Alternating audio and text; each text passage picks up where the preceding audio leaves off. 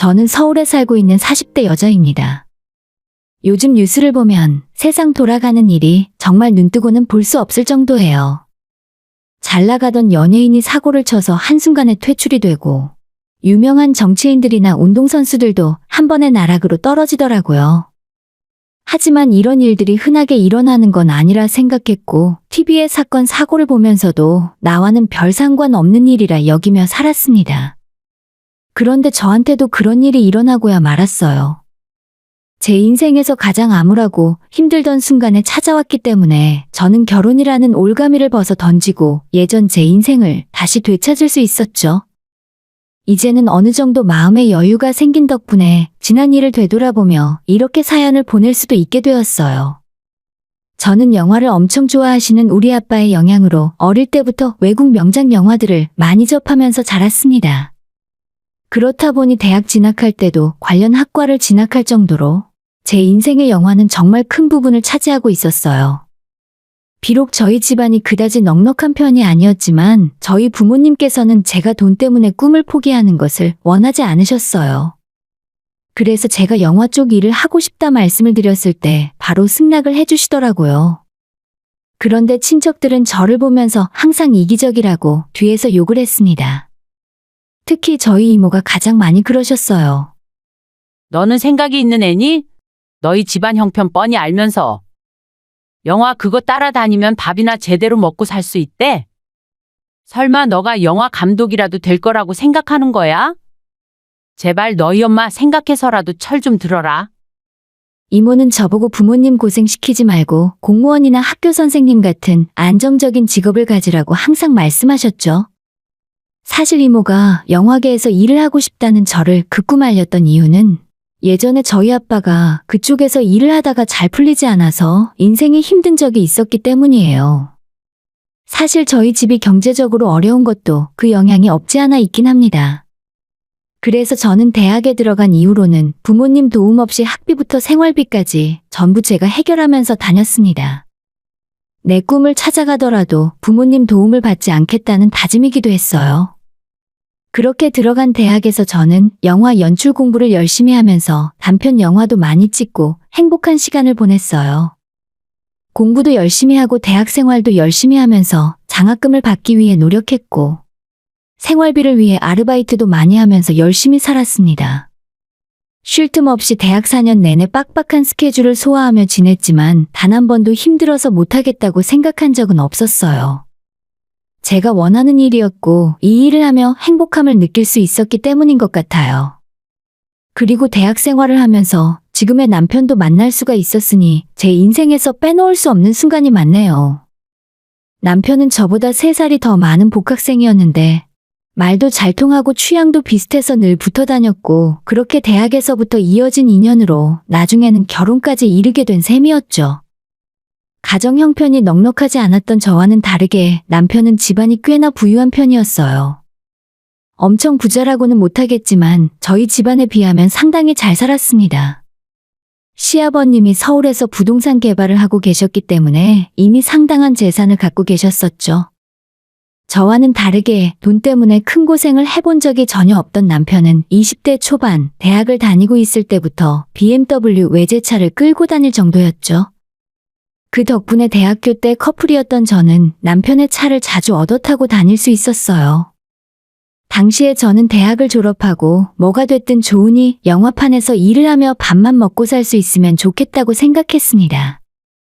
저희가 대학 졸업을 앞두고 있을 때 남편은 자기 아빠가 작은 연예 기획사를 인수했고 영화 제작도 앞으로 생각하고 있다면서 저보고 자기 아빠 회사에서 같이 일을 해볼 생각 없냐고 묻더라고요. 저는 애초에 영화 일이 아니면 할 생각이 없었기 때문에 단칼에 거절했습니다. 남편은 그런 제게 영화는 이 일을 하면서도 얼마든지 취미로 할 수 있다면서 먹고 살기 위해서는 제대로 된 직장을 잡아야 한다고 말을 하더라고요. 틀린 말은 아니었지만 그 당시에 저는 완전히 말이 통하지 않는 고집불통이라 남편에게 이별을 통보하고 유명 영화회사의 인턴으로 취업해 들어갔습니다. 수년간 거친 영화판에서 구르며 일한 만큼 제대로 대우를 못 받는 건 당연했고 기본적인 월급조차 제때 받는 것이 힘들었어요. 지금은 현장이 많이 바뀌었겠지만 저 때만 해도 여자는 거의 없고 대부분이 남자들이라 저한테 좋은 기회가 돌아오지도 않았습니다. 제가 쓰는 시나리오는 아무도 봐주지 않았고 제가 내는 좋은 아이디어는 선배들 이름으로 공이 돌아가곤 했었죠. 현실의 벽을 느끼고 이 더러운 영화판에서 떠나야겠다는 현실적인 고민을 하고 있을 때쯤 남편이 몇 년 만에 저한테 다시 연락을 해왔습니다. 너 요즘 많이 힘들다며? 후배들한테 들었어. 그냥 이쯤 했으면 됐으니까 포기하고 다시 나한테 와. 내가 너 하나쯤 먹여 살릴 능력 있으니까. 남편에게 갑자기 청혼을 받고 얼떨떨한 기분이 들더라고요. 사실 그때 이런저런 안 좋은 일로 많이 힘들기도 했었고 한결같이 저를 좋아해주는 남편을 보며 마음이 많이 흔들린 것도 사실입니다. 하지만 그렇다고 해서 바로 결혼을 결심한 것은 아니라 그 뒤로도 다시 2년 동안 연애를 더하고 난 후에 정식으로 청혼을 받고 결혼 준비를 시작하게 되었죠. 이제는 둘 다 나이도 어느 정도 찼고 직장도 나쁘지 않았기 때문에 더는 미룰 이유가 없었습니다. 그래서 처음으로 시댁에 인사를 하러 가게 되었는데 저는 난생 처음 보는 집의 규모를 보며 대문에서부터 기가 죽었습니다. 내가 이런 집안의 며느리가 되겠다고 들어가도 되는 건가 싶어 그대로 뒤로 돌아 도망치고 싶더라고요. 원래도 부동산 개발 일을 하면서 꽤나 많은 재산을 갖고 있었지만 저희가 대학 졸업할 때쯤 헐값에 인수했던 망해가던 연예기획사가 그 뒤로 대박을 치게 되면서 더 큰 돈을 벌었다고 들었어요. 진짜 서울에 이런 집이 있나 싶을 정도였고 대기업 회장님 집이 이 정도 수준일까 하는 의문까지 생기더군요. 집 외부에서부터 기가 죽었지만 내부로 들어오니 더 장난이 아니었습니다. 그 나이까지 살면서 다른 사람의 재산 때문에 기가 죽거나 부럽다는 생각을 해본 적이 없었는데 완전히 수준이 다른 격차를 눈으로 확인하니까 제가 사람이 아니라 땅바닥에 기어다니는 개미가 된 듯한 느낌이 들었습니다. 시부모님과 처음으로 인사를 드리게 되었는데 시부모님의 첫 인상은 알 수 없었습니다. 딱히 저를 반기시는 것도 아니었고 매몰차게 내치는 것도 아니었어요. 넓은 거실 소파 한 귀퉁이에 제가 아버님 어머님과 마주 앉고 그 이후로도 몇 분 동안 서로 아무 말 없이 침묵만 흘렀습니다. 아버님께서는 깊은 생각에 잠기신 것처럼 입을 꾹 다물고 눈도 감고 계셨거든요. 보다 못한 남편이 먼저 나서서 제 자랑을 늘어놓기 시작했습니다. 예전에는 이름만 들으면 알만한 유명한 영화 회사에서 일을 하면서 많은 영화 제작에 참여했고 지금은 평범하고 안정적인 직장에 다니고 있다고 저를 소개했어요. 어머님은 끝까지 아무 말이 없었고 아버님은 한참을 뭔가 생각하시더니 그래도 영화 회사에서 일한 경력이면 못 써먹을 정도는 아니라면서 그냥 결혼하라고 싱겁게 허락을 하셨습니다. 겨우 5분도 안 되는 시간에 결혼 승낙을 받았고 기분이 좋으면서도 한편으론 찜찜한 마음을 지울 수가 없었어요. 시댁에서 빠져나오며 남편에게 대체 어머님 아버님이 무슨 반응이냐고 나는 도무지 생각을 모르겠다고 말을 했더니 사실 어머님이 우리 결혼을 반대하셨지만 아버님이 괜찮다고 허락을 해주셔서 결혼을 진행할 수 있다 하더라고요. 어차피 아빠는 어제 나랑 이야기 다 끝났거든. 괜히 마음에 담아두지 말고 앞으로 결혼 준비만 열심히 해보자. 사실 양쪽 집안 형편이 제 눈에도 확 드러날 정도로 차이가 컸기 때문에 아마 제가 어머님 입장이었어도 결혼을 쉽게 허락하진 못했을 것 같아요. 반대하시는 것도 충분히 이해가 갔습니다. 아무튼 시댁에 인사를 드리고 온 지 며칠 후에 남편은 우리 부모님께 인사를 드리러 찾아왔습니다. 그쪽 집안 형편을 몰랐으면 모르겠는데 엄청난 집을 며칠 전에 보고 온 뒤라서 우리 집이 더욱 초라하게 느껴졌습니다. 하지만 초라한 살림과는 다르게 남편을 환대하는 우리 부모님의 마음만큼은 훨씬 컸었죠. 일단 아빠는 우리 집안에 아들이 없던 터라 내심 제가 빨리 결혼해서 사윗감을 데려오길 바라셨거든요. 아빠는 연신 한바구음을 지으며 좋아하셨고 그건 엄마도 마찬가지였어요. 끊임없이 먹을 걸 내오시면서 두 분 모두 흐뭇하게 웃으셨습니다. 우리 집에서는 이런 분위기로 결혼 승낙을 받을 수 있었고 저는 쉽지는 않겠지만 이렇게 웃으며 지내다 보면 결혼 생활도 잘 헤쳐나갈 수 있을 것 같다는 생각이 들었습니다. 하지만 그게 나중에는 스스로 제 발등을 찍게 될 줄은 꿈에도 몰랐죠. 아무튼 저는 양가 부모님들 허락을 받고 한참 기우는 결혼을 하게 되었습니다. 상견례 때도 그렇고 저희 집에서 예단비를 보냈을 때도 그렇고 시어머니와 신우는 기가 막히다는 표정으로 헛웃음을 지으며 비웃더라고요. 대놓고 웃는 건 아니었고 교양 있는 척을 하면서 피식하고 비웃는데 정말 매 순간 참기 힘들 정도였습니다. 나중에 남편에게 이 말을 하면서 솔직히 기분이 너무 좋지 않다고 이야기를 했었는데 남편은 자기 엄마가 그럴 리 없다며 제가 뭘 잘못 본 것 같다고 부인했습니다. 우리 엄마는 우리보다 더 부잣집에서 태어나셨거든. 그래서 원래 돈에 별로 관심이 없어. 내 동생도 하나 부족함 없이 자랐었고 그런 걸로 사람 판단할 정도로 몰상식한 사람들 아니야. 괜한 걱정하지 마. 자기가 결혼 앞두고 예민해져서 그렇게 보이는 거야. 남편은 눈치가 없는 건지 자기 가족들에 대해서 큰 착각을 하고 사는 건지는 몰라도 매번 저보고 그럴 리 없다 하더라고요. 하지만 옆에서 보는 사람은 모르더라도 당한 사람은 확실하게 알잖아요. 상대가 나를 존중하고 있는지 아니면 대놓고 무시하고 있는지 말이에요. 차라리 대놓고 제 앞에서 혼수가 너무 적은 것 같다고 말을 하거나 예단비가 마음에 들지 않는다고 얘기라도 해줬으면 속이 시원할 텐데 너무 답답하고 기분만 상했습니다. 처음부터 마음에 쏙 드는 시댁 식구가 어디 있겠냐며 엄마는 차차 시간이 지나면 나아질 거라고 저를 위로했지만 딱히 도움이 되진 않았어요. 그렇다고 겉으로 대놓고 드러난 일도 아닌데 이런 일로 화를 내며 결혼을 못하겠다고 뒤집어 엎기에도 애매한 상황이었죠. 찜찜한 기분으로 결혼식을 올리고 우리는 부부가 된 이후에도 저는 저대로 직장에 다니고 남편은 아버님 회사에서 일을 하고 있었죠. 서로 하는 일이 바빠서 연애할 때처럼 데이트를 자주 하지는 못했지만 그럼에도 저희 부부는 좋은 관계를 계속 유지하면서 살았습니다. 그러다가 결혼하고 처음 맞이하는 설 명절이 다가왔어요.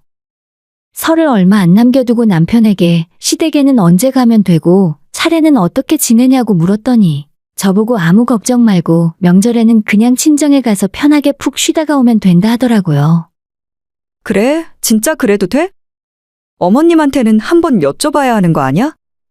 나중에 서운해 하실 것 같은데. 혹시나 하는 마음에 어머님께 직접 전화를 걸어 물어봤는데도 남편 말대로 자기 집안에는 명절 차례를 안 지낸다면서 저보고 친정에 가서 쉬고 오라고 말을 하셨어요. 그 말을 들으니 정말 펄쩍 뛸 것처럼 기분이 좋았죠. 결혼한 여자들에게 명절 스트레스가 얼마나 크게 다가오는데 앞으로 평생 명절마다 친정 가서 부모님과 함께 보낼 수 있다니 이게 웬 횡재냐 싶었죠. 남편은 설 연휴 직전에 저희 친정에 가서 인사드리고 그 이후로는 혼자 편하게 연휴를 지낼 테니까 저보고 혼자 친정에서 푹 쉬다 오라고 말을 하는 겁니다. 에이, 내가 당신 혼자 집에 두고 어떻게 그래? 그냥 나도 하루만 가서 인사드리고 올게. 남편은 정말 괜찮다며 자기는 하나도 신경 쓰지 말고 그냥 친정에서 연휴 내내 주말까지 쉬고 오라고 말을 했습니다. 혼자 밀린 회사 일도 하고 집에서 푹 쉬고 싶으니 자기를 그냥 가만히 내버려 두라 하더라고요. 남편 회사가 연예 기획사이기도 하고 사실 명절 연휴가 되면 더 바쁜 것 같았어요. 그래서 더 이상의 의문을 갖지 않고 그 이후로 명절마다 마음 푹 놓고 저는 친정에 가서 연휴를 보낼 수 있었습니다. 명절도 그렇고 시부모님 생신 때도 딱히 만나서 뭔가를 하는 경우가 없었기 때문에 직장 생활을 하는 제 입장에서는 이보다 좋을 수 없는 시댁이었어요. 제가 이 집안을 시집와서 시댁 집안 행사에 참석해서 일을 본 경우라고는 하나 있는 시누이의 결혼식 정도였습니다. 진짜 내가 이렇게 편하게 결혼 생활을 해도 되나 싶더라고요.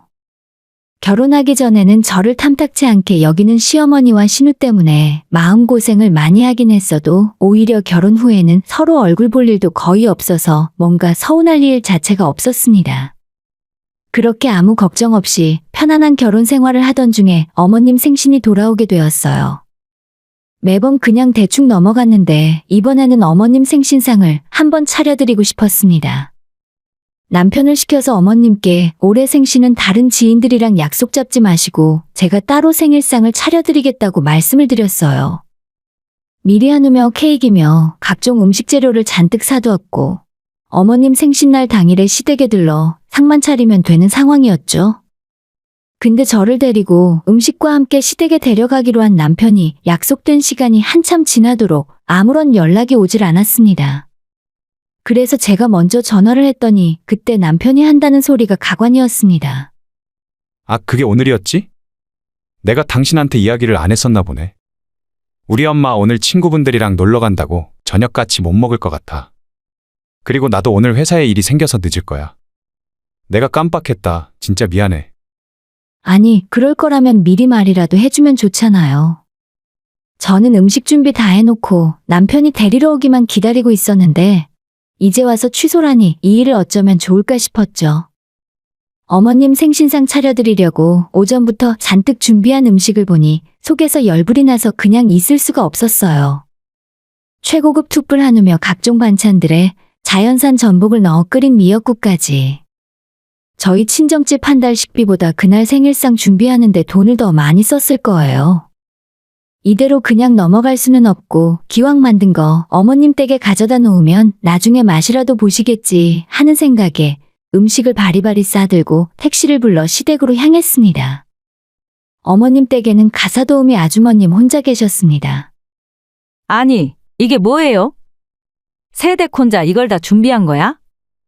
네, 제가 시집와서 지금까지 어머님 생신상을 차려드린 적도 없잖아요. 명절 때도 저는 오지 말라 하시고 그렇다고 매번 손 놓고 있는 것도 며느리 도리가 아닌 것 같아서요. 제가 이렇게 말을 했더니 듣는 아주머니 얼굴 표정이 순식간에 변했습니다. 잠시 뭔가를 망설이다가 한숨을 푹 쉬시고는 이런 말씀을 하는 겁니다. 내가 어지간하면 끝까지 모르는 척 하고 있으려고 했는데 새댁이 불쌍해서 더는 안 되겠다. 이 집안 사람들 지금 S호텔에 다 모여 있을 거야. 매년 사모님 생신이면 다들 모여서 생일 파티 거기서 하거든. 이 집안 사람들 생일 때마다 다 거기에서 모여 새댁만 모르고 있었지? 그 말을 듣는데 순간 망치로 머리를 얻어맞은 기분이 들었습니다. 이 아주머니가 지금 무슨 소리를 하는 건가 싶었죠. 그리고 이 집안 식구들 명절 연휴 때마다 하와이로 가족 여행 다녀. 이 집은 명절에 차례도 안 지내고 보통 일주일 동안 하와이에서 보내거든. 매년 그때마다 사모님이 나한테 면세점에서 선물을 사다 주시기 때문에 내가 확실하게 다 기억하고 있어. 남의 집안일 해주면서 이리저리 말 옮기면 안 된다는 건 아는데 새댁 보고 있으니까 내 딸 생각나서 이야기해주는 거야. 이 집안 사람들한테 괜히 정주지 마. 그렇게 말씀을 하시면서 아주머니는 제가 준비해간 음식을 전부 다시 싸서 제 가방에 담아주셨습니다. 새댁이 이거 만들었다고 해도 이 집 사모님 성격에 절대 입에도 안 돼. 아마 고마워하지도 않고 전부 나보고 버리라고 할걸? 괜히 아깝게 이 집에서 쓰레기 만들지 말고 다시 가져가서 새댁이나 먹어. 진짜 이렇게 되고 나니 그동안 보이지 않던 것들이 다시 보이게 되었습니다. 생각을 조금만 깊게 했으면 제가 눈치챌 수 있었을 거예요. 그런데 나 좋을 대로 내가 편한 대로 상황을 다 끼워 맞춰서 믿어버리고 있었죠. 아무리 차례를 지내지 않는 시댁이라지만 명절에 오지도 말라고 하는 시부모가 세상에 어디 있겠습니까? 100번 양보해서 명절이야 그럴 수 있다지만 시부모님 생신까지 챙길 필요 없다고 하는데 그걸 고지곳대로 믿은 제가 멍청했죠. 바리바리 싸들고 간 음식을 고스란히 다시 집으로 가져오는데 택시 안에서 하염없이 눈물이 흘러내렸습니다. 이 집안 사람들은 지금까지도 나를 가족으로 여긴 적이 없었구나 생각을 했더니 어머님 생신상 차리겠다고 혼자 들떠서 장을 보고 음식을 만들었던 제가 너무 바보처럼 느껴졌어요. 집에 돌아와 한참을 울다가 잠이 들었는데 눈을 떠보니 저녁 9시가 조금 넘은 시간이었습니다. 그때 마침 남편이 현관으로 들어왔습니다. 불 꺼진 소파에 앉아있던 저를 발견한 남편은 깜짝 놀랐는지 소리를 질렀습니다. 깜짝이야. 여기서 혼자 뭐해? 불도 안 켜고 그러고 있으니까 귀신인 줄 알았잖아. 왜 그래? 무슨 일 있어? 지금껏 저를 감쪽같이 속여놓고 아무것도 모른다는 것처럼 천연덕스럽게 묻더라고요. 사실 다른 사람들은 다 그렇다 쳐도 어떻게 남편이라는 인간까지 저를 투명인간 취급을 할 수가 있나 싶어 기가 막혔습니다. 무슨 일? 지금 그걸 말이라고 해? 나만 쏙 빼고 너희 집안 식구끼리 놀고 오니까 기분이 좋아? 너 내가 창피해? 내가 창피해서 너희 집안 식구들한테 보여주기도 싫어? 이럴 거면 나랑 뭐하러 결혼했어? 제가 목에 핏대를 올리며 화를 냈더니 이제서야 상황 파악이 된 남편은 제 앞에 무릎을 꿇고 싹싹 빌기 시작했습니다. 나도 이러고 싶지 않았어. 근데 엄마 아빠는 자기 안 보고 살겠다고 하잖아. 싫다는 사람들 앞에 내가 당신을 어떻게 데려가? 괜히 당신만 더 힘들어지고 우리 결혼 생활도 흔들릴 텐데. 제 앞에서 싹싹 빌며 눈물까지 흘리는 남편이 저는 너무나도 낯설게 느껴졌어요. 정말 이 사람은 나를 위해서 그랬던 건지 의구심이 들었죠. 그때부터 저는 남편과 헤어질 결심을 하게 되었습니다. 다만 제가 지금 조용히 이 집안에서 사라져주면 그동안 나를 무시하고 따돌린 시댁 식구들만 좋은 일을 시켜주는 것 같아서 그렇게는 못하겠더라고요. 그래서 때를 기다리자라고 생각했어요. 제가 시댁의 모든 비밀을 다 알게 된 이후로도 시댁 식구들은 여전히 저만 따돌리고 가족 행사를 진행했습니다. 남편도 저보고 그냥 모른 척 해달라고 그게 더 편하다고 말을 하더라고요. 그런데 얼마 후 남편 앞으로 이상한 내용 증명이 하나 날아들었는데 마침 그때 집에 있던 제가 그걸 받아보게 되었고 뜯어서 확인을 해봤더니 남편 회사로 작은 소송이 들어올 예정인데 거기에 제 이름이 써 있더라고요. 제가 시아버지 회사에 사내이사로 등재가 되어 있었습니다. 저는 전혀 그 사실을 몰랐고 남편에게 어떻게 된 일이냐 물었더니 자기 집안 식구들은 아무도 저보다 경력이 좋지 않았기 때문에 제 이름을 올리고 제가 대형 영화사에서 일을 하며 큰 프로젝트를 진행해본 경력이 있었기 때문에 그걸 바탕으로 주변에서 투자를 많이 받아온 것 같았어요. 남편은 원래 가족회사는 식구들 명의를 많이 사용하니까 별일 아니라고 이야기했지만 저는 그 말을 듣고 기가 막혀서 웃음만 나왔습니다. 자기네 식구들 생일 파티에도 초대를 못 받는 사람인데 내가 언제부터 가족이었어? 지나가는 개가 다 웃겠네. 그냥 내 이름 당장 빼줘. 저는 남편에게 내 허락도 없이 내 이름과 경력으로 사기를 치고 다녔냐고 따졌고 당장 이 시간 이후로 내 이름을 빼달라고 요구했습니다. 아니 어떻게 그래? 이미 투자까지 다 받았는데. 자기한테 피해가는 거 전혀 없다니까. 그리고 내가 어떻게 우리 아빠한테 그런 말을 해? 이거 계약 취소되면 위약금이 얼마인 줄 알기나 하는 거야?